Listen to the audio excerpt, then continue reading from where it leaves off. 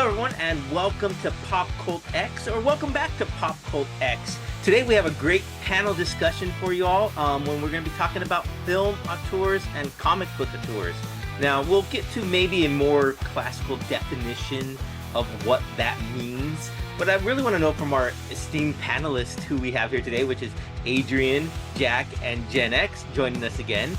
I really want to know what that means to them as opposed to what the classical definition of it is. And I also really want to know who their favorite auteurs are in both the film and comic book realms. But before we get into that, I have a quick question for you guys. And if you don't mind, humor me a little bit. I was watching a movie, what was it? The Despicable Me films recently for some reason. I found myself watching those, and there's 4 of them. But I was thinking, okay, that's a 4-movie set, and plus there's more if you add in all the side minion movies. But what about movie trilogies? What has been like my favorite movie trilogy? I know like the Matrix first trilogy was great, of course, and then there's like Lord of the Rings trilogy. But I'm curious about you guys. What has been like your favorite movie trilogy that you could sit down and watch maybe all films back to back? And of those trilogies, which is your favorite film in that trilogy? Let's go ahead and start with you, Adrian. What's your favorite trilogy there, if you have one? Ooh. Audio malfunction. Yeah. I'm gonna say the Back to the Future trilogy. I can watch all 3 of those at any time, any day, no matter what. I might be able to watch it with commercials as well on something like TBS or Yeah, TNT, yeah, I hear you. but Back to the Future, I think, is one of those, with the first Back to the Future being my favorite, I think.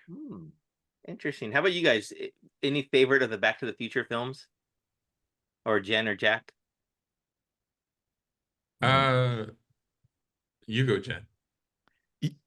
That's a hard one. Definitely not the third one. I No. respect it. It's okay. Yeah.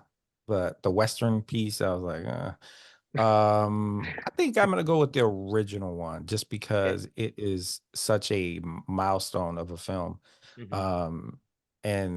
Anyway, so yeah, I would pick the first one just because it was the first of its kind, sort of kind of, and it was just a really cool way to kind of navigate through the multiverse or through time. It was pretty cool.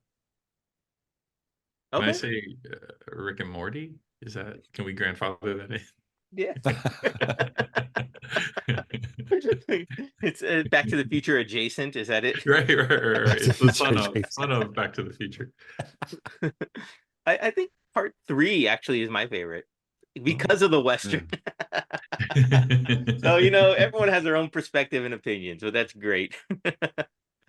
How about you, Jack? Do you have a favorite movie trilogy?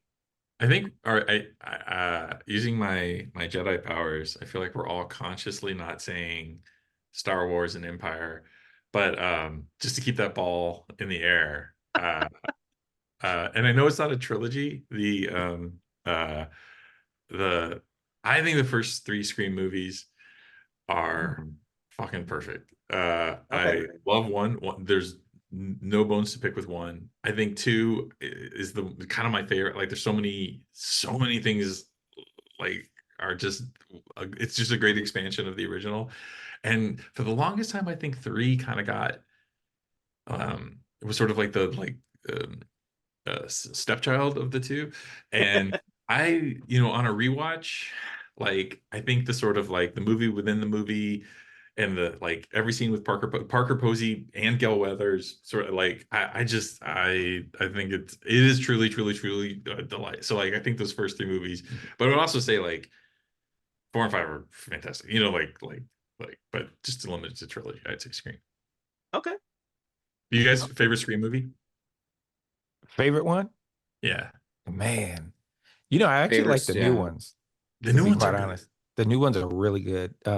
They kind of got too predictable at some point, but again, I got to go with the original one, the first one. I actually saw it in college, Me and I too. was like floored at how ingenious it was and how it took me all over the place. But yeah, it was bloody, it was thoughtful, and it was just a new way to look at serial killers. Yeah. I agree. The original is probably my favorite. I think the boldness to kill off Drew Barrymore within the first 15 minutes of it was just like, wow, you just killed like probably your biggest name star in that film, and she's gone. Yeah. So yeah, Yeah. original for me. Very cool. How about you, Gen X? You have a favorite movie trilogy? Yeah, and hopefully y'all enjoyed this one too. The Die Hard trilogies. Good one. Those are so Yeah. much fun. Kaye. Yeah, especially when like people start arguing over the legitimacy behind whether or not it's a Christmas movie. I like to think it is. I enjoy it during Christmas, and it is one of those things. I've actually seen it uh pretty much at like theater house nearby where I live, and they actually show it during Christmas time. And so they do a lot of fun things. They even have drinks named after I think one of them is called Yippee Ki I don't know what's in it, but it was pretty cool. But I liked I actually enjoyed each one of them differently. Like they all had their own um I would say like creativity with it, from going to the the skyscraper, and then you got the plane, and then you got folks like Samuel L. Jackson. Samuel was in the third one, correct? No, The that was the second one. fourth one. He was Second. i- Wasn't it in the the second second one? one. Oh wait. No, No, no, no, third that one. was him in the plane. Yeah, he was in the third one, I believe. Is Rickman in the Um, first one or the second one?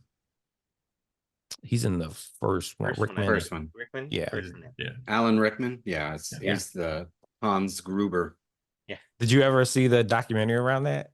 Like the Mm-mm. movies we fell in love with? And he actually thought he was scared out of his mind. That was actually a real reaction when he fell. They let him go. They didn't tell him that they were gonna let him go at that moment in time. And that's his Oh. 100% reaction to that fear. That was like full fear. He was pissed after that too. Yeah, I think I'd be mad too. Yeah. It's like didn't get paid to do my own stunts. My Yeah, goodness. yeah. Well, I will say for me, Star Wars probably is my favorite trilogy, so we're not tiptoeing around it anymore. Although you can't even break it down to trilogies within the trilogy or within it, right? So it has three sets of trilogies as it's in this the Skywalker saga, I guess is what you call it, right? Mhm.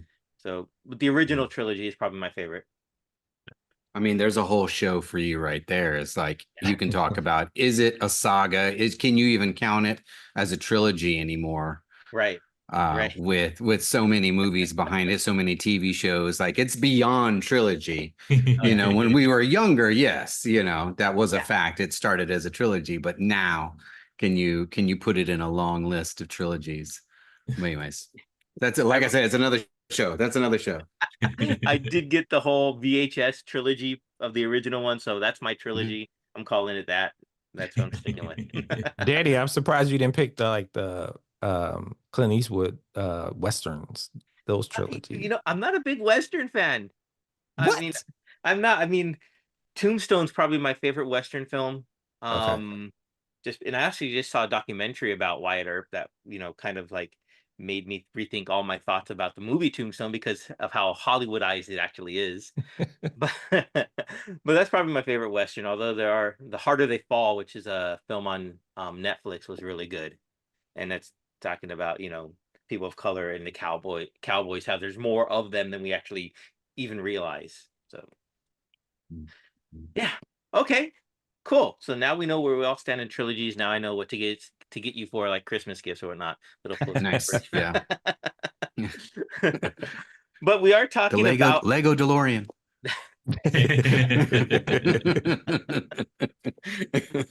Oh wait, probably cost more. can I tell a little? Yeah. So I live in Los Angeles, and Mhm. I was like walking just in a neighborhood in Silver Lake, and the DeLorean, like with everything, like with the like flux capacitor, with all decked out, was just parked in front of somebody's house. And because it's LA, you never know, like, oh, is this a reproduction or is this like one of the so I never found out, but it was cool to see. I did see a DeLorean like that in a Target parking lot up here in Las Vegas, and I saw the owner, and I was asking him about it, and he's made it like movie replica, but where the Mister where they put the trash in or Mr. whatever, Fusion. Mr. Fusion, thank you. He turned it into a popcorn maker. So he would Oh, take it that's to like awesome. drive-ins or something, pop the trunk, and it'd be the popcorn maker. So I thought that was really cool. Dude, that's so genius. Yeah, that's nice. Well, since we're on the topic of films and we are talking about films today, auteurs in films to be more exact, let's go ahead and get started in that topic if you guys don't mind, because that's what we're here for. Of course, auteurs is what's the French word for author, and it's where filmmakers have their personal influence and artistic control over the whole movie, or so much significance that they are regarded as the author of the film. So that's like the classic definition of auteurs, and it's started mainly with like the French film scene. But like I said at the beginning, we're not really gonna get into like the more collegiate version of what it means. I'd rather prefer to hear what it means to you guys, and how it makes you feel when you see these people create these films that they're the tours of. So first off, let's go ahead and just go around the circle and just say maybe what it means to you and who some of your favorite directors are. Feel free, anyone who wants to take it away. I'll pick someone then. I'll Let's I'll go ahead. I'll go ahead and go. I'll say that Quentin Tarantino is probably one of my favorites. Mhm. Um, I have seen when I was younger, I saw Pulp Fiction in the theater and then followed it through the dollar cinema as well. Uh, and throughout my summer, I think that was what 1993, 94 or something like that. Like that, yeah. When Pulp Fiction came out. And then I dove into any and everything that he kind of had his hands on and when they came out in the future. And then it really just means consistency. And there's a type of vibe that goes with each one, each auteur that's out there. But the Quentin Tarantino, you have great dialogue, cool dialogue, great music. Mhm. Um, people's fashion, the wardrobe in there. And I feel like he has his hands in a lot of that, and he has the final say. In Reservoir Dogs, something like that, to put them all just in black suits and with the names, naming them after colors, but everybody's in black suits.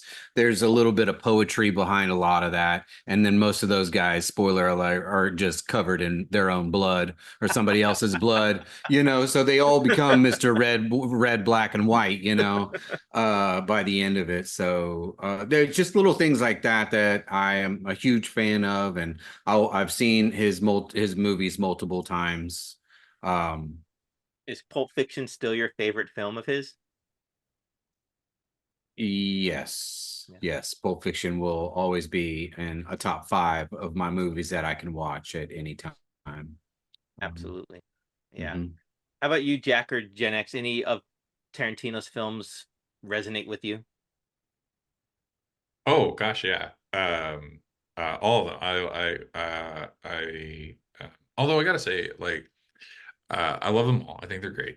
But I do remember watching Kill Bills, and Mm. it was in the first one in the fight in the House of Blue, the big fight Yeah, with all the ninjas. the 88. Yeah. And I was leaning forward in my seat, and like I think I was like holding my chin kind of like you do, because I was just like, and like I could feel my pulse, and my pulse was racing, and Wow. I was like, oh my God, this is Mhm. what you go to movies for. Yeah. uh so yeah, I totally love I really like, he's I with my comic, I kind of wanted to, there's a little moment in Kill Bills where it's really blink and you miss it, and it's not anything that I think anyone ever mentions, but at the very end of the first one, when Uma Thurman gets on the plane to go get Bill, Mhm. uh she takes her sword, and you can kind of see it in the seat next to her, and like in between the seat and the plane window. And I was like, wow, in this particular universe, you could actually take a sword on Mhm. Mhm. it. And so when I first started working on my comic, I was like, build the world out in that world, Right, where right. like Yeah. you just never know, a mercenary or a ninja or a samurai, you just take their sword with them. Very cool. Yeah, as far as as far as Quentin Tarantino, I don't know if I can pick any one. What I will say is I think the one that really got me the first time was Reservoir Dogs, because it was so simplistic, but it had so much artistic value. It had depth to it. And then the twists and turns, and then the time displacement, and just how he just took you from beginning to middle to end, and then back to the beginning, and all the loops in between. And that's just who he is. And I think about his ADHD. Like that, to me, that whole movie is about ADHD. Yeah. Like completely, someone told him, here's some money, I'm gonna let you loose. Or he just said, F it, I'm just gonna do it myself in the way that I know how. And so, I could imagine his editor was not, well, hopefully they were good friends by the end of it, but it probably was the most manic thing that he put together. As one of his first films, right? So, Right. for me, someone who loves movies, to see that type of creativity, just really making me think, made me want to see things differently. He reminded me, Spike Lee does that to me too in certain movies as well. Like there's just something that captures, for me, when I think about an auteur, is someone who is literally in control of everything, Mhm. and even themselves. And we see that possibly as them being out of control. But we're just folks who are just enjoying the film, enjoying the artistry behind it, and we just don't get it 100%. We just know that they're either mad, or they're geniuses, or all of the above. Yeah. But he's out there, for sure, and I love it. I'm there for it. But yeah, Reservoir Dogs, I can go on and on. I mean, for me, even like the even like the smaller ones, the blaxploitation movies, there's some interesting things with Rudy Ray Pangria. Moore. Yeah, Rudy Ray Moore. There's a whole bunch of a slew of stuff there, and his material is just very unique. The Mhm. Kill Bill, I agree with you, Jack. Kill Bill, I was hooked because I am like a kung fu fan. I'm a Bruce Lee fan. So when he put her in that yellow suit and she was kicking ass, I was just done. I said, bro, you got a fan for life. But yeah, the pretty amazing director. Yeah, yeah. I think for me, Inglorious Bastards is probably my favorite, Yeah. just because of the whole World War II. I like the revisionary history themes that he visits from time to time, and just the opening sequence of that film in the little cottage is just the intensity is just, you know, it's it's almost too much. It's like watching it because Yeah.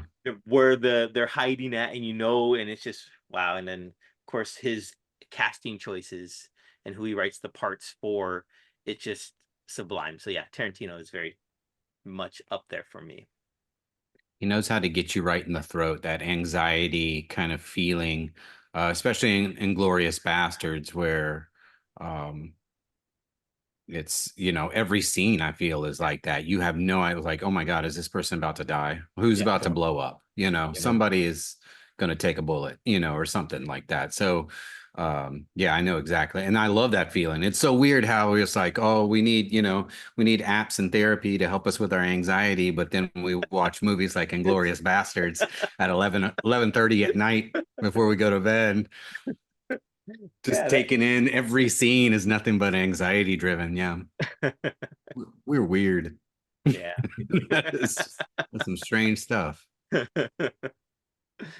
Okay, how about you, Jack? Do you have a favorite film or tour that you Well, I misread the email. I thought this was about amateurs, and I was like, hey, okay. all right. Film amateur? Hang on there. So forgive me, I'm a little behind the eight ball on this, but Okay. no, I think I get it now. All right, so this is if you have a glass eye, this is your warning. It's about to roll out of your head, so grab it quick. But hey, look at me. I'm the white dude who likes David Lynch. Good one. But I think he's a good because I feel like the thing that I like love or hate David Lynch, even if you don't like his movies, I think the thing that you can say after you watch one is like, it's not a lot like that. You know, it's not like you watch a Yeah. David Lynch movie and like, oh, this feels like, oh, you can see all the Hitchcock in it. I feel like his movies feel like a David Lynch movie, and frequently when you're watching something else, you're like, wow, this feels like a David Lynch movie. So like, but I also like man, I could mainline it.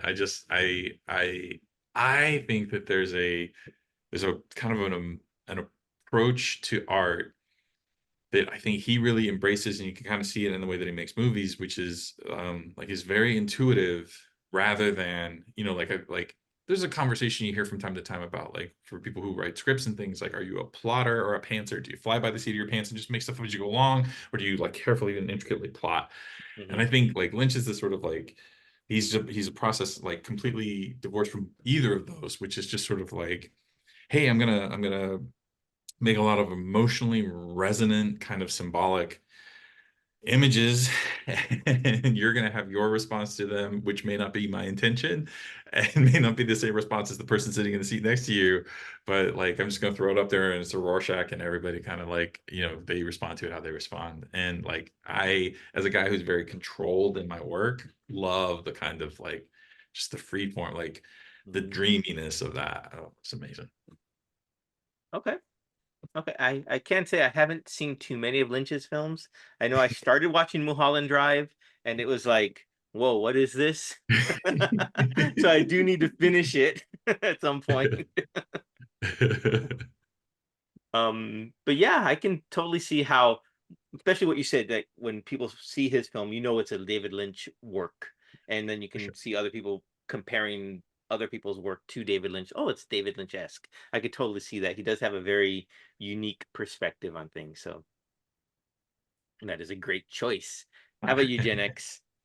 I have to go with my buddy, the infamous Stanley Kubrick, who to me is, oh God, he likes to push people to the limit. He likes fighting with folks, and he also likes complete control of every single aspect of what he does. Um, yeah, I think about The Shining and his fight with Stephen King about his rendition of, and I guess his version of The Shining. 2001 Space Odyssey, like that's one of my favorite movies. That was insane. Spartacus, gosh, I could go down the list. So yeah, Clockwork Orange is one Oh, of my favorite movies, and every time I watch it, I feel guilty because I shouldn't like it because it is so heavy, and there's a lot of political, like even to this day, when you think about it, it's one of those things where um, you think about like society and where we are now and how we've de-evolved, and how we're evolving.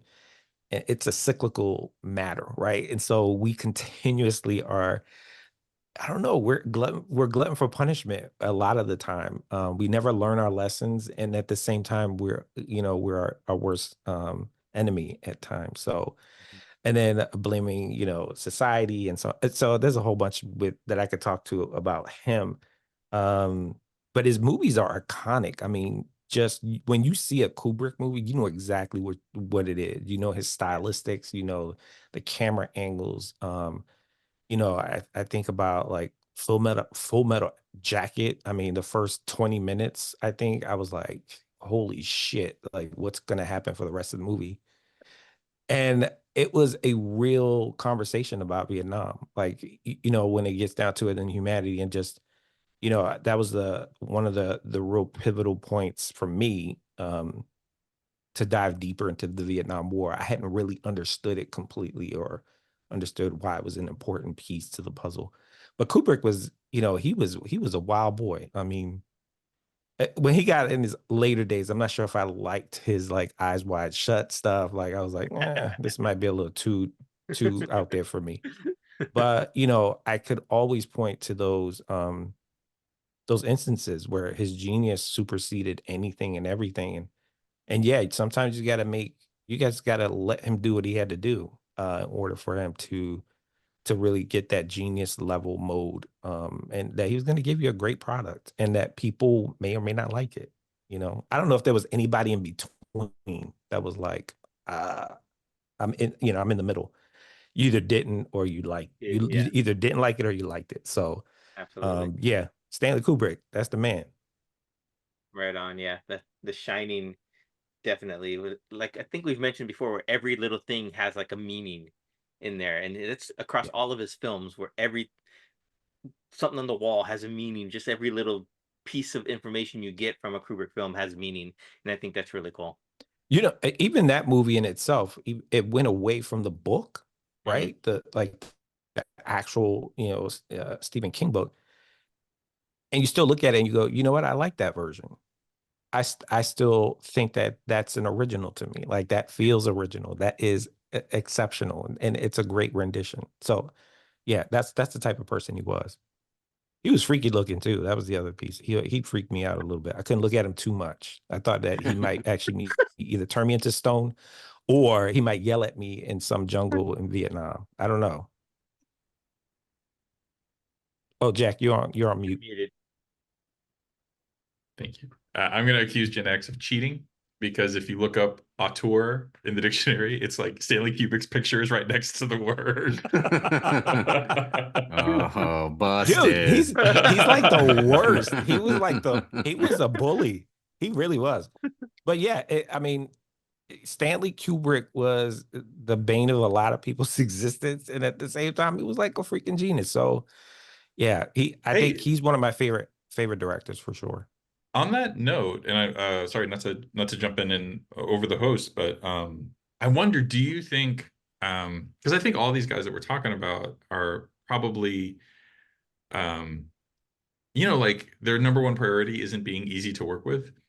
So I wonder if do you think that it's like kind of necessary, like if you want to have that kind of control, like maybe a side effect of that is you also have to like what do I want to do? Do I want to make an enduring piece of art, or do I want to be, you know, they didn't come to make I know where you're friends. going with that. Yeah, and that was going to Yeah. be my next question for you guys.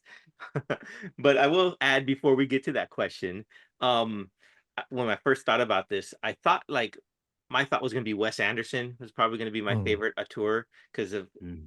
you see his work and you know immediately it's a Wes Anderson film, and not to double up on the white guy liking Wes Anderson, but there it is. I enjoy all of his work.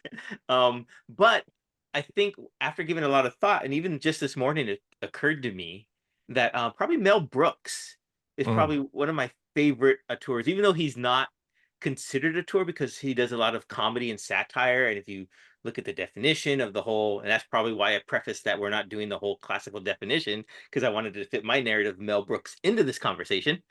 But Mel Well Brooks, done. yes, thank you, Well done. is probably my favorite. I mean, if you take a look at all his films that he's written and directed, they all have his fingerprints on them. You take away one part of what he did for those films, and it's no longer a Mel Brooks film because it doesn't feel or read the same.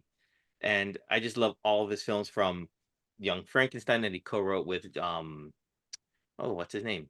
Gene Wilder, um History of the World Part 1, and everything else. It's just so great. He's probably my favorite. So, that being said, Oh a wait, little wait, bit. wait. Which Oh, is your favorite? Which is your favorite Mel Brooks movie?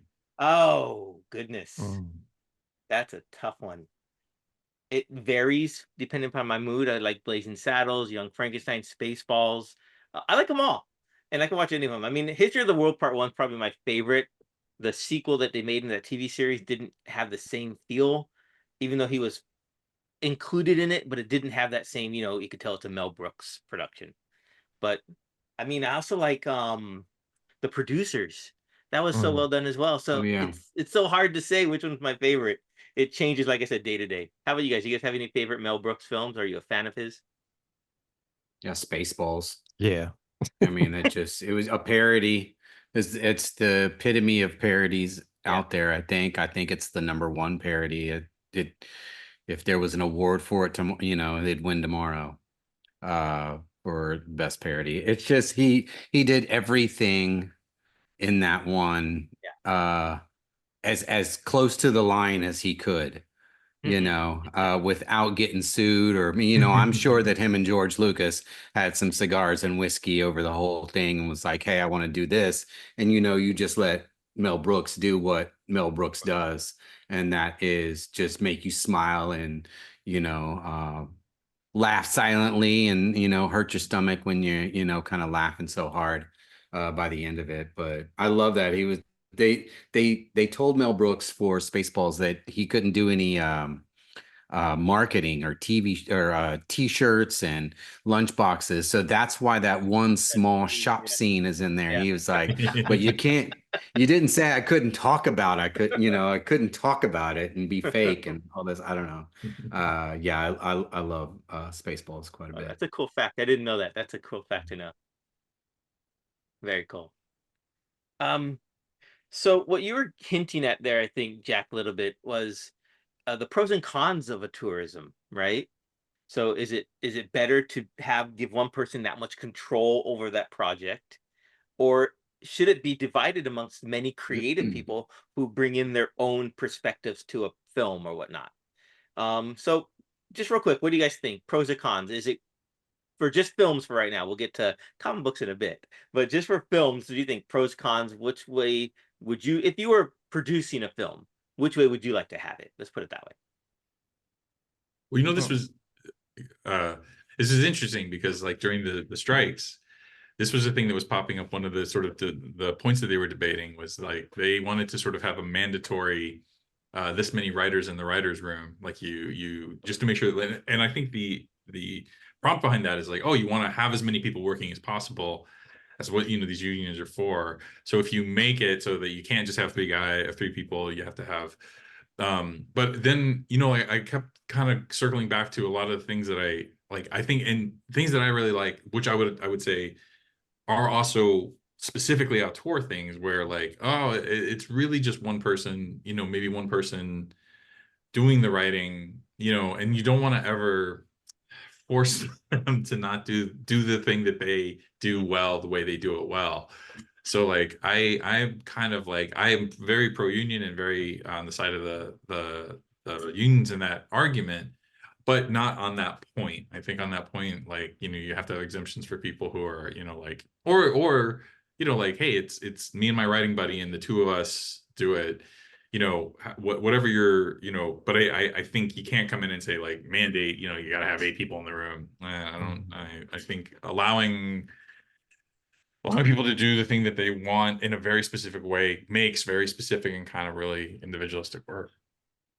Yeah, I think that chemistry is huge, especially if you have a core team. Like, I think about like Christopher Nolan bringing in his brother and all these other folks that are like probably like college buddies or friends of theirs that are just really on the same page. They know how to navigate each other in such a way that they're able to, churn out stuff that's really, really on another level. And so, I could imagine that if you find that spark and you find that chemistry, don't fix anything that's not broken, right? You want to add folks that are going to add value to you, obviously. And I'm into diversity as a practitioner and someone who is always thinking about what we can do better, how we can really, but to Jack's point, someone who can pull people around them that can make them better or even challenge them and make them into the director or writer or so on and so forth, the creative, then that is a good formula for any production that's going to live up to its hype, and really that is the mainstay for a lot of these directors who are on that level, to be able to say, oh, I know that if I put 100 million, $200 million in his project or her project, that I'm going to get this kick-ass like 500 to $1 billion production, right? The Russo brothers, like, I mean, they can do anything and everyone's like, yeah. And it's just 2 of them just hanging out. I'm sure they have other folks around them to really, even out or even make sure that they're not going too far. I don't know, getting Robert Downey Jr. As Doom might be a little too far. But anyway, I digress. What I'm saying is that if you find the chemistry and you find like what works, don't play around too much with it. I think there's room for improvement and you tweak things, and you bring in really smart people to help you, really wean out some of the things, make you better. And you're always searching for that. But I agree with you. I think, Jack, we, keep it small so that you can really churn out stuff, and then let the critics and the folks who are watching this make the ultimate, critique about what your work looks like. I agree with that. I mean, I think too, um, that point a little bit, one of the other directors I was thinking of was Robert Rodriguez, and how he did his do-it-yourself style, guerrilla style of filmmaking, if you will, and how he taught himself every aspect of filmmaking so that he wouldn't have to spend, like you said, the extra money to bring in someone else to compose the music, bring in someone else to do the editing. He just taught himself all that, and that way he can control the style that he's giving, have it be how he wants, and not have to rely on other people to maybe either, not fit his time schedule or not see his vision completely. So I think once you get to be that level of filmmaker status, that yeah, as a producer, I would just say, go to town, go for it. You know, Mhm. do whatever you want to do because I trust in you. I see your vision of how you want things, and I trust in you as a filmmaker to accomplish that. Mhm. How about you, Adrian? Um, I don't know. I love that you brought up Robert Rodriguez. We're both from Austin, or he worked out of Austin. Hmm. Um, and again, it was a buzz around, like, if you can work for him, do anything for him, try to get over there, sneak into the airport hangar. I mean, there wasn't a green screen studio in the area, so like you said, he did it himself. I've seen this hangar with the green screen, and it is massive. It's just, and he rents it out. I was there doing another small project, and we had access to this airplane hangar at the old airport in Austin. Now it's Bergstrom, and it's the old Air Force base that was here. But the little airport, some of it still kind of remains in, and he's also keeping those things alive. The old airport, or I keep saying airport, the airplane hangars, are still up. They would have bulldozed them to put up housing, or a Chipotle or something, but because of Robert Rodriguez doing stuff himself and taking the initiative. And I've never really heard that he's an asshole.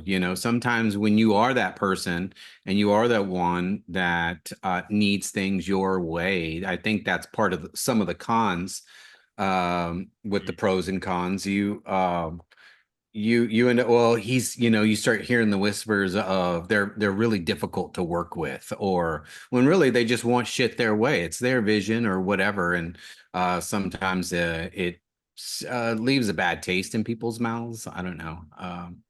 It's kind of more what I can come up with at the moment. Well, I can definitely see, like, people can see auteurs getting a big head. They Yeah. think they know how to do everything the best, even though maybe I'm a whiz at like CGI, or I'm a whiz at like whatever I do for film. And why doesn't he call me? I'm right here. I can do this for him and get it Hmm. done and capture Hmm. his vision for him. Why does he think he has to, or she has to do it all herself? Hmm. Because there are some female auteurs we haven't even touched on, which maybe we'll get to. Um, but yeah, I can totally see that, and that is a Hmm. definite con, I guess, as you said, of the perceived megalomaniac, maybe, of the auteur world, for Do we sure. see that? Do we see that much of the being an asshole with some of the females? Like, I don't know. I can think of like Sofia Coppola, being an amazing director for. So I mean, I can only name maybe two films that I've seen of hers that I absolutely love. But I mean,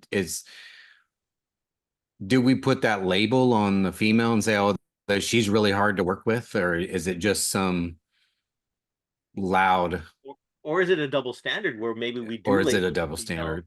that as, and then the male counterparts are just let it slide? I don't know. Hmm. I haven't really heard too much about female auteurs. I know Sofia Coppola. I mean, her cinematography in some of her films are just mind blowing. Hmm. Like, Marie Antoinette would just blew me away with the breadth and width and scope of that. but I don't know. That's a good question. Is it a double I, standard? um, I'm a big fan of Jane Campion. She did Power of the Dog a couple years back, and then she's done a lot of really great movies. I would say she's definitely an auteur, like by the definition we've been using. I know that she has had static because she sometimes gets accused of being difficult, and then her counterpoint is, like, oh, would you say that to Stanley Kubrick? Would you say that to my male peers? Would you Right. accuse them of being difficult? Or would you just say like, oh, hey, they're committed or passionate, or all the words we say? And I want to kind of want to do a counterpoint if I can, if you don't mind, and just say that like, I really fully subscribe to I subscribe to auteur theory in that like I frequently, go to movies, like, oh, there's like, I think someone had said Fingerprint earlier, and like I love the Fingerprint. Wes Anderson is such a great example because you sit in and watch a Wes Anderson movie, you kind of know what to expect, and even though the subject matter is different in all of Kubrick's movies, you kind of know you're going to get the same sort of level of perfectionism. Just to kind of air a little of the sort of counter auteur argument, like I think it is fair and true to also say, oh, hey, one person kind of gets to take the credit, but they're the head of all the, like, every director is kind of like made better by their cinematographer. Like, I think you can look at like Tarantino in particular had a really close and kind of amazing relationship with his editor, Sue Mendes. And like these people are so responsible for the look of a film, as responsible as the director. And then if you were to go department head, all the way down, like, the costume designer is obviously taking input, but they're also bringing a lot, the art director and so on and so forth. So there is a way in which, oh, all these people get wrapped up and you say like, oh, I love Stanley Kubrick, or I love David Lynch.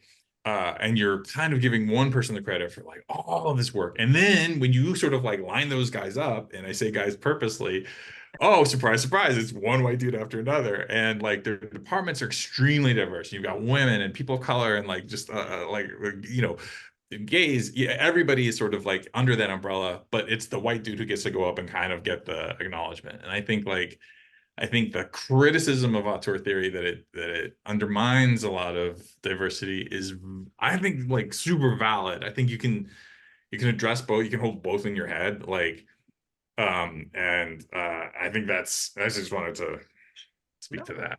That's very Especially valid. because we were talking about women. That's very true. I mean, that's the figurehead, and that's who we anoint, right?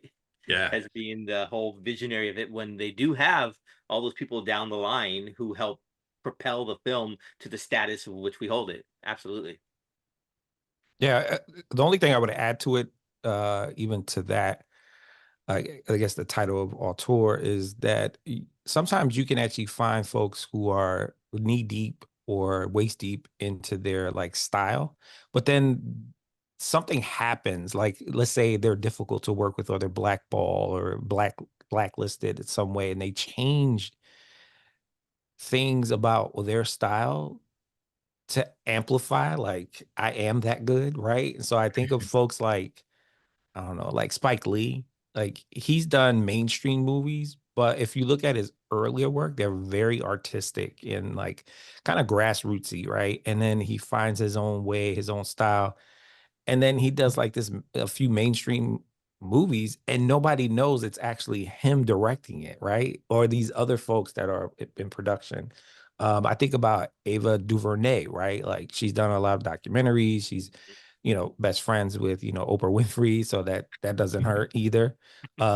Deep Pockets, right? And so, but when you see the like that movie, When They See Us, that movie took me to another level. And then she does the documentaries, and now all of a sudden, and she was supposed to direct a Marvel movie, or a comic book movie she was supposed to direct, right? And then they got nixed. So there's something to be said about folks who are also can like morph into the new version of self and still have that true sense of like artistry, right? You're gonna get that pan of a Spike Lee film where he's literally moving on, a train, track, right? At some point, you'll see it. And then the next movie, he doesn't do that. Like it's really interesting. So I think sometimes the blacklisting or blackballing ends up where that second chance or even third chance. M. Night Shyamalan is another one that always, That's a good for one, me, I'm like, wow, he's got a lot of chances. And some movies I'm like, what the hell did I just watch? Like, this was crap, at the end. But then you look at things that he, if we talk about trilogies, right?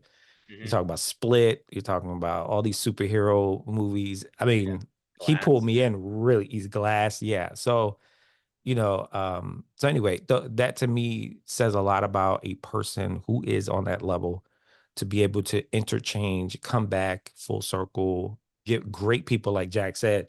I mean, I know again, if I am good at what I do, I'm going to bring my people with me. I'm going to make sure that I have that, at least that core element. And then I'm going to give people who haven't seen my work or just give them something else to applaud. So that way they know I'm that fucking good that I can make you stop thinking about my style. And now you're hooked on the new one. Okay. Okay. You mentioned a comic book movie, and one of the other topics I wanted to talk about was comic books itself, and how auteurs lead or bleed into comic books. And it's very cool that we actually have Jack here because with his gun comic, he's both the writer and illustrator, the auteur, if you will, of that comic book or graphic novel. And so I think, Jack, I'd like to hear from you first about the comic book a tour, how that might differentiate from the film version of a tour, and how it is the same, and you have that same vibe and feel to use for that. Thank you. I look, my favorite comics have always been like writer artist from when I was really, which isn't to say that I don't, you don't. I also love Byrne and Claremont. I think there's magic with collaboration, but I think that there is something, and I want to say that, like, apart from music, I think comics is one of the only industries, if you want to be highly collaborative and have a team of like 15 or 20 people, you certainly can. But it's one of the only industries where you can really reduce it down to one single person. And when you do that, what you have is a completely unfiltered, like, like here's what, like, a way that I would define art is, like, we all live in the world. We all experience the world. Mhm. I experience something in my way and it moves me, and I want to take it and I want to bring it to you and be like, hey, I saw this thing that we all see. I saw it this way and I want you to see it the way that I see it. And then hopefully what happens is there's a moment of understanding where you're like, oh my gosh, now I see it the way you've described, and like my life is richer for that. So I think that, like, with that single vision, with like one person really just sort of like controlling every part of it, the story that they're telling, the way that it looks, the words that they use, I think you just get this really unfiltered, complete, like, just like there's no nothing else has been chopped into the cocaine. It's just cocaine. And I think that I think when it's the most effective, uh you really feel like, oh wow, I really feel this person's, I really get what they were saying. I really feel what they were trying to convey. And I think, like, when you, like, to take it back to like highly collaborative artists, like writers who just always pair with a great artist, and like, it isn't to say that the union of what they both bring to it doesn't make also something, but it, like, they're just two different things. And I think that, like, it's okay to like all of it, like, no one has, it's not like, oh, I only like DC or Marvel. You're allowed to like all of it. But I think, like, for me personally, I'm always kind of a little extra intrigued by that. And I think, like, just to name some, like, I think, like, Mignola and Hellboy, and I know that, like, later he worked with other collaborators, get tired of drawing, and Dave Simmons, Cerebus, like, Bill Sienkiewicz is obviously famous for working on the New Mutants and stuff, but he did Straight Toasters, which is his own work. Dave McKean, who's famous for working with Neil Gaiman, he's also done Cages in his own work. And especially with these kinds of artists where you can see what they bring to somebody else's ideas, but then you see, like, oh, if you take off all the training wheels and all the, like, speed governors and you just let them, like, go to town, it's truly, it's just brilliant to see what they create. So I think that I think the word auteur so applies for comics, and even a very like a Kubrick, where he's really controlling every aspect of the film. Nothing is not considered. He's still working with like 100 and 200 people, and then like the actors are interpreting it, and you just have so much, so much other influence. So I think like occasionally in music you'll have somebody who's like, it's just them and a guitar, but for the most part, like I think like a lot of art is collaborative, except this one little area where you can kind of get just like, yeah, ahead of the real thing. Absolutely. How about Adrian or Gen X? Any of you guys favorite comic book auteurs or thoughts on that theory of, I guess? Yeah, I mean, the first person that I thought of when you posed this was Frank Miller, and just um, I don't know if I'm not saying that he's the only one, but in my time, someone who can actually be influential in the indie space, doing 300, Sin City, Yeah. and then be a director for those movies and like see it through, like literally panel by panel. Like that's basically what you saw in the movie version, right? It's basically his comic book, The Dark Knight Returns, stuff like that. He is an ornery control freak, and but I also think that he also has been humble too. I think to some degree, even some of his movies, they haven't done 100% like he probably wants to as far as making money or being, big time. But he's still such a full. I think someone who, when you think of someone who is looking at every aspect, is not it's not as unwielding, is someone who's literally unforgiven about his stuff. And he wants to be protective. I think of Grant Morrison. I think about all these other folks who are just really protective of their babies.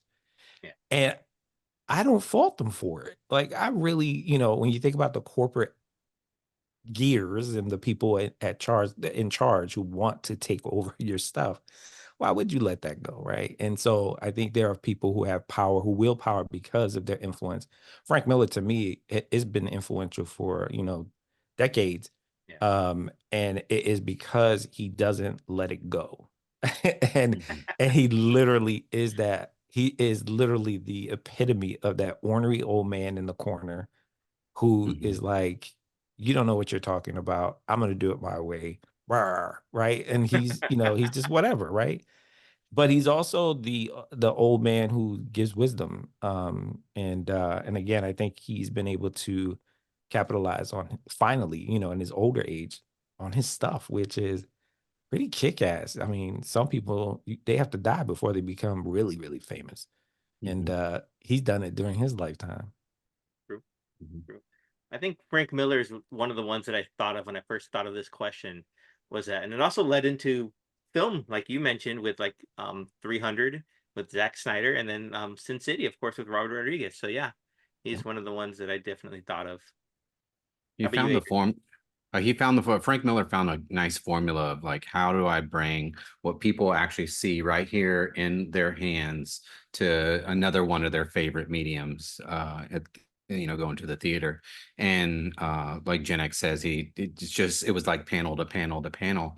And I enjoyed that. I do enjoy a good movie that's not straight off the comic book pages, but that isn't a really amazing feat that he was able to take that and find people to again work with him, like Snyder and Rodriguez, to make those movies like 300 look just like the pages of the comic book, and flow like the comic book, out without adding characters, without adding all the fluff and everything, just doing it like Frank Miller intended when you're seeing that, in no matter what format. And I love that part of it. So Frank Miller was actually one of the ones that I thought of as well. But the first one I thought of was Todd McFarlane. My first, in 1987, I was taken to the comic book shop in my small town, suburb town of Round Rock, just north of here, Boston, and was bought some Batman. And then I needed that. I needed something else. It was like I was coming into teenage angst, and then I went to the comic shop and I saw this character with all these guns. It was Spawn issue 7. He has all the guns in the whole armory. There's flames behind him. I didn't even know what this guy was, and I bought it. And that wasn't like my first. That was probably a few years later, probably about 92, 93, when that was coming out. And I had been following him ever since. And he had been kind of a not just a comic book idol of mine growing up, but it was more of a businessman too. So he's also in charge of his business, and the business decisions were very public at the time. And more so than anybody else. Nobody heard of Frank Miller's, business stuff and losing money or making a bunch of money from some kind of comic collectibles move or whatever. And just to see him bring Spawn to the theater, like when he kind of always had his hand in that, but he lost a little bit because the studio made him change a little bit, and add a fluffy dog. And Terry Fitzgerald couldn't be a black man. There's just too many black faces on the screen. So they got a white actor to play a black character from the pages. I was a little pissed about that. And then, so, you saw him lose a little bit. I mean, from that point on, he was like, well, I'm going to do the Spawn animation my way. I'm going to find the right team to do it. And he went overseas and found, I forget what studio did it, but he made the Spawn HBO animated series, like the comic book kind of thing. And I think that was the part where he was, like, I have to have Spawn be done my way. That's why we haven't seen a Spawn film or in any other, on any kind of screen in years. And I want to say decades now. Finally King Spawn is off the ground. He's got Jason Blum from Blumhouse hoping to keep it spooky and scary. So, he's just kind of he's always in there. Again, I don't know who his team is. I don't know, who he has working for him in certain places from the toy aspect, but they make great moves. He's found people to make great moves on the action figure line. I go to Target and I see his name next to DC and, a beautifully boxed action figure, well sculpted, no corners cut kind of thing. He's always there. And I think that he was just I think he's a perfect example for this type of topic. And I know it, I was there not from his very beginning, but the beginning of Image and Spawn and stuff like that until this very day. So I can only speak of that. And Gen X and I spoke earlier. I was like, I didn't come up on Kirby, so I can't say, but he's a legend. People say he's a legend, so I'm going to go ahead and just say agree. Yes, the man was a legend. I might only have three or four books in my collection that Kirby had a hand in, but he didn't get where he is today, even in his passing, and that he's still considered a legend by being some kind of softy that kind of shuffled his feet and maybe got lucky. I bet you he was a bullheaded, stubborn asshole sometimes when it came to his work. Or maybe he wasn't. Or maybe he was a sweet talker businessman. I still don't know. I need to know. If you have a documentary for me to watch about Kirby, I'm all, all about it. But, Stan Lee as well, we all love him. He's a nice old man, great cameos and stuff like that. And I think that's how he really wanted to be noticed, that he was fun and really wanted to be in every single thing in a fun way. But I bet you he if you didn't do things the right way, or if you weren't part of, you weren't pulling your weight on his team, I bet you he'd have a couple of words with you, Yeah. More than a couple. More than a couple. You be More there than at a least couple. 5 hours listening to old man Stan Lee telling you how it used to be in his day, and Mhm. you be sitting there all day. But again, that's a great example. I think McFarlane is he in the 90s, and even right before that, he turns into this entrepreneur that no one's ever seen. And I think Mhm. that is the tale of the tape of the 90s with this crew. You know, Funny. all of them bowed down to him because he was the one running the ship. He was the one talking. He was a master Stan Lee-esque in a way, you know. And you think Mhm. about Stan Lee. Stan Lee didn't, he had power, but he didn't have ultimate power. Whereas McFarlane was calling the shots, even with his friends who were also part of the indie network, right? So I think that's a great choice too, Adrian. I think that you know, McFarlane, even to this day, is still, well, he's gonna be Frank Miller at some point, that ornery old man in the corner, telling you all his stories. And we're He's here getting for there. it. Like, I'm gonna be honest with you, like, we got video of him just killing people. I mean, left and right. He's just destroying folks. I've seen people who interview him, who are great interviewers, get destroyed by him because he's like, "Da, da, da, da, da, da, da, da, da, da," and you just can't keep up, right? So, Mhm. you know what? We just talked about this earlier. I think he has ADHD for sure as well. So maybe there's some underlining thing there. You need to get that That's a checked whole out. separate Yeah, episode yeah, right there of like how ADHD affects, yeah.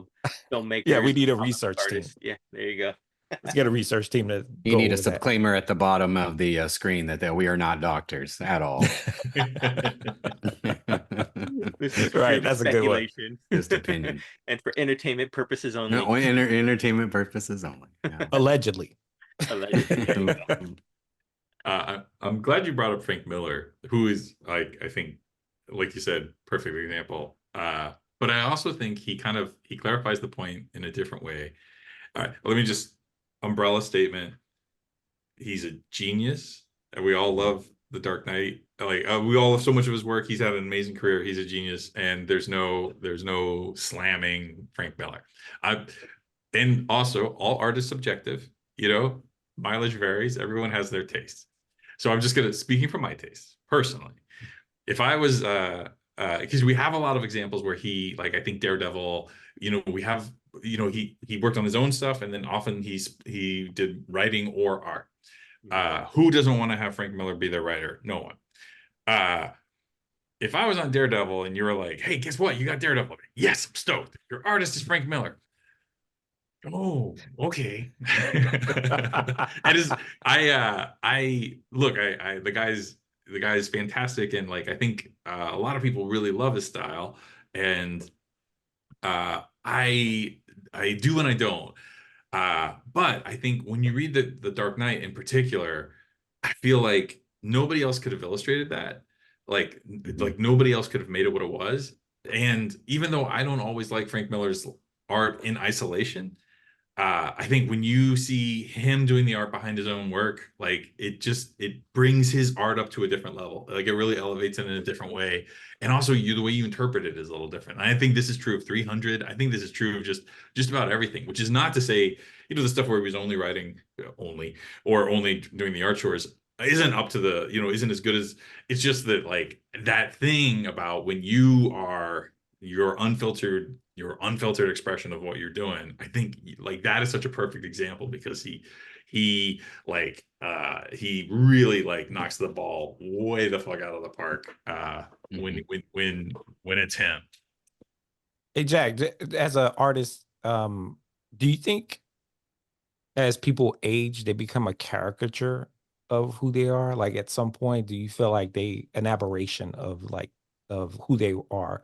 I bring that up only because, you brought up his art style, and it's changed a lot. Even that shitty cover that he put up, the Wolverine one, the Spirit of Vengeance. I mean, When that when that shit came out, I was like, who did this? Frank, what? I think Frank's probably fine with it. It's like, fine, okay, I'm the best at the shittiest. Like, he's still gonna be like, still the best at the shittiest covers. Sorry, y'all. None of Dude, y'all can draw as I shitty as I did on that one. Was it the yeah, Wolverine #1 variant or something? yeah, like One, he just looked. He looked like It a was caveman. terrible. It was bad. It was Yeah, bad. I literally thought to myself, he is going like he's going through an episode right now. Like that, like Mhm. somebody said, "Can you draw for me?" He's like, "I haven't done it in like 15 years." I haven't done- What? He's like, "You want me to do who? Wolverine? Oh my gosh. Well, Mhm. let me draw you like Danny DeVito Yeah. upset. Yeah, you know what I mean? Like with some claws, pulling that. This is crazy. And Gen I I gotta remember thank you for that because I thought like coming out and saying Frank Miller's art isn't great, I was gonna get like, oh man, I'm gonna get flamed. But now you're gonna take no. you're like the fire stop. They're gonna come for you first. Yeah, it's all Yeah. good. No, Uh, I asked that question because I think like I don't know. I think that people take breaks. Like you said, some people like to write, some people like to draw and be artists. But I think even thinking about people who are on that level and then believing that they're on that level, and when they come back to the artistry of it Mhm. or the creative side, if you don't flex that muscle, you kind of draw those shitty ass covers. I mean, it's just gonna be Danny DeVito all over again. well, So, I think that sometimes like we believe our hype, and I'm saying I'm talking about the collective community, that they're in good hands, but you're right. I think it depends on how they see themselves. I mean, I know if I have a legacy, yeah, I'm not gonna draw something terrible on a deadline. Like you're gonna wait for me to give you my best. I'm not gonna deliver the worst cover ever of 2023, 24, whatever the hell that came out. Um, but yeah, yeah, I mean, to this day, I I hate that one. Like no, I'm I upset. completely, I feel you. And I also think like, I think two things. I think like one thing is, I do think that of the two tasks, writing is a lot. It's hard to say easier, but it's simpler, or simpler, like it's just there's a lot more work in doing art. So I could understand where, especially if you've got this really long distinguished career, you're like, like, hey, I'm 60, I want to spend time with my kids, grandkids, or whatever, like, hey, I'm just gonna mostly focus on writing. And then you're right, probably hasn't picked up a pencil in a long time. And then I also think like when you said legacy, I was thinking about like, because I'm old enough to remember when Aretha Franklin came out and did a Pepsi commercial, and you're like, Aretha, no, Yeah, like, but I Yeah. think it's tough, right? Like comics isn't a particularly super lucrative field. Sometimes you got to work, well past when you might have wanted to, Mhm. because so like I don't know. There's a lot of reasons why I think people have to continue to take work, and I think it's easy to I don't know, like well, we were kind of saying something similar with film, where like, hey, it's nice to do a lot of fun indie movies that make $2 or $3 million, but if you want a sustained career, you're going to eventually have to do stuff that reaches a wider audience. And then with that comes a lot of like, hey, like I think a thing we haven't really talked about a lot is like, like Marvel or the Star Wars movies, where I think like I can think of several instances in Star Wars, Rogue One, which is a movie that I love. I think the director kind of fell off. I think this happens often. They have someone, for reasons that we don't need to know, they leave the project or are asked to leave, and still the movie comes out looking great. So there's a sort of the opposite of the auteur. There's the system which just produces, is able to produce, mixed results, not all ever great. And I think like that system is hard for people with a real distinctive view. yeah. I think it can really mash, it can grind that down. Okay. So the Zack Snyder cut is your favorite, then? That's what you're saying. I wasn't even going to get into that stuff. Well, all right, but it is, right? Like of the two, the Snyder cut is way better than the other one. So like just stick to your guns. Like the guy you hired, let him do it. I mean, I Yeah. will say I think Rogue One is fantastic. So whatever they needed to do to intercede and make it better, I kind of trust their judgment on that as well. But um, I didn't know that Gareth Edwards was taken off the project. He's you know still what? I working might be on wrong, but I thought he was, wasn't he? Wasn't it. he? I'm not sure. I have to look that up. Or am I I know thinking Rogue of One is Solo? probably I like might my be. favorite Star Wars, non-Star Wars saga film is probably Rogue You know what? One. I'm gonna get you labeled for fake news. Let me double check. Talk it out of my ass. Put it in the comments, y'all. Tell Jack. Tell him. Join the conversation. Jack is wrong. He's right. No, he's wrong. You're gonna you were talking about me, Jack, starting up a firestorm. Good Lord, I think you just blew it Back in open. the hot seat. Yeah. Can't stay out of trouble. Well, I want to wrap up this conversation with one last question for you guys. And it doesn't have to be in depth, just maybe off the top of your head. And if you had to recommend either a comic book, a tour, or a film by one of your favorite film auteurs that really encapsulate what an auteur is all about, what would that be to someone who maybe has no clue of what this term means? I would recommend the set of from Ed Brubaker and Sean Phillips, Fatale. And it's like 16 books, I think, something like that. And it is it's just a great noir, kind of pulp noir, with a little bit of fantasy, kind of what is it, like Cthulhu, Lovecraft, is that right? H.P. Lovecraft, kind of stuff going on as well. And it's great. And once you get hooked on something like that, that's kind of based, like, is this based in the 40s? Is this modern day? And like, it kind of brings you through a long timeline from this one character. And it's absolutely amazing. You're like, oh my God, there's not a single cape in here. There is this kind of weird thing that happens, but you're reading a comic book, and I really love to introduce people to things that it's not like that. It's a little more of something that's mystical, or not so much just alien invasion, or child grown to be the savior of the planet or the universe type of stuff. I really like deep reads and fun reads, and stuff that keeps you turning the pages. Yeah. But the story of Fatale will lead you, like, I want to see what, and Ed Brubaker and Sean Phillips are doing a lot of things, Kill or Be Killed and Criminal, and so many out there that are amazing, and you can kind of have like, oh wow, this team really knows what they do well, and it's kind of this pulp noir, blue collar worker, or the super rich, untouchable kind of characters, and it's really neat. And sorry, hold on. So I would introduce them to something like that. I always do. You ask me, and I'll do Ed Brubaker, Sean Phillips team up all day when it comes to reading comics.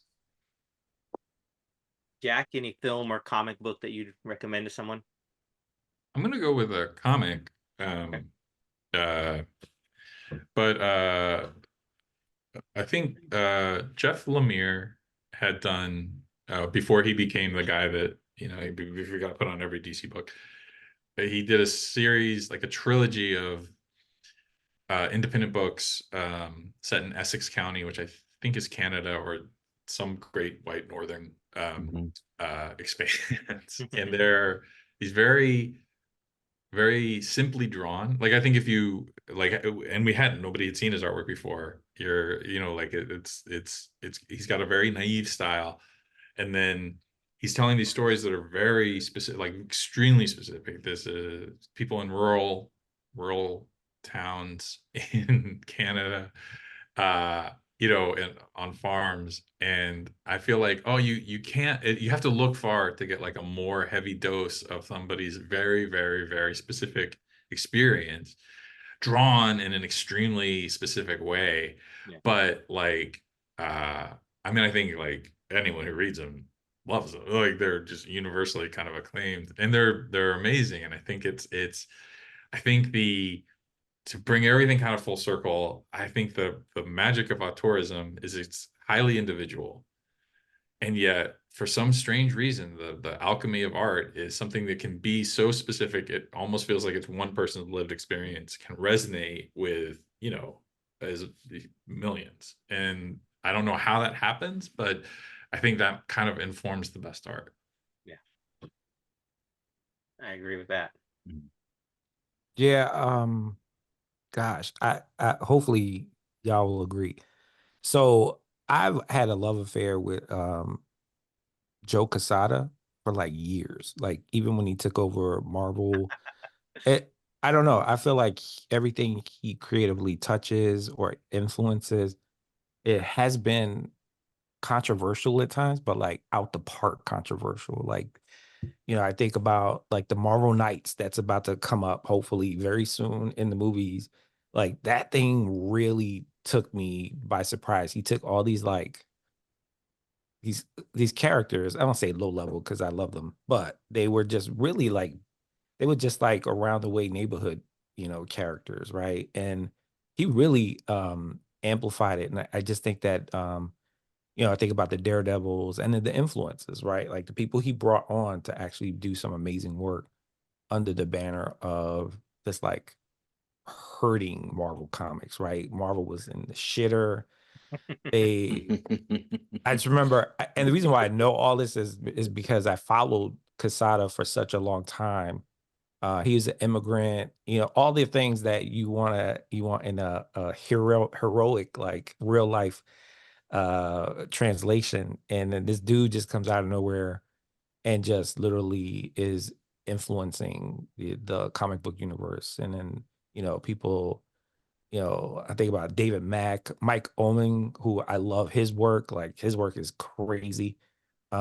Which I'm interviewing hopefully very soon. He does one of my favorite books, Powers. Like that is freaking amazing. But no, Joe Quesada, like I actually own a book that's probably like worth $5. It's in a slab.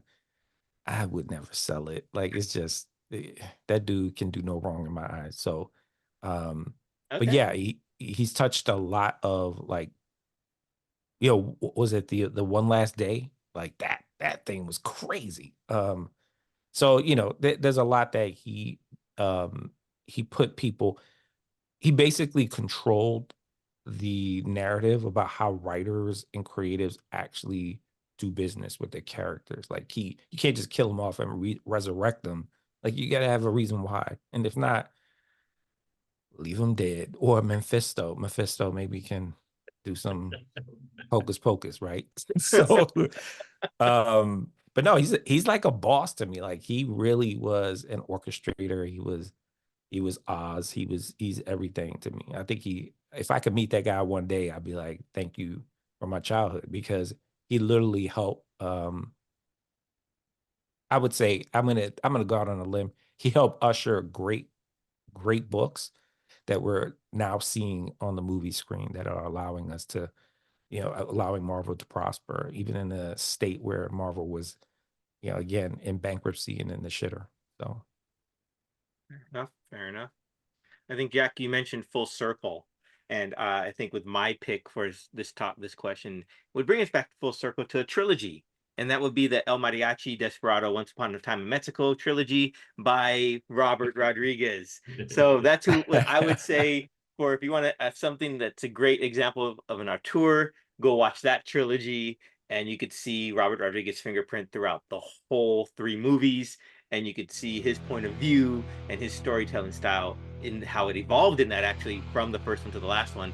So that's what I have to offer there for that question. And I want to thank you guys for jumping on board with me with this question. I know it's not a typical question we would normally, spend a whole hour and a half talking about, but we did. So thank you so much, everyone out there, for watching, of course, and thank you for tuning in to us. And Adrian, Jack, Gen X, thank you guys for jumping on PopCultX panel this week. We really appreciate it, and we will definitely come back with another exciting topic for you guys next time. So again, guys, thanks for joining us.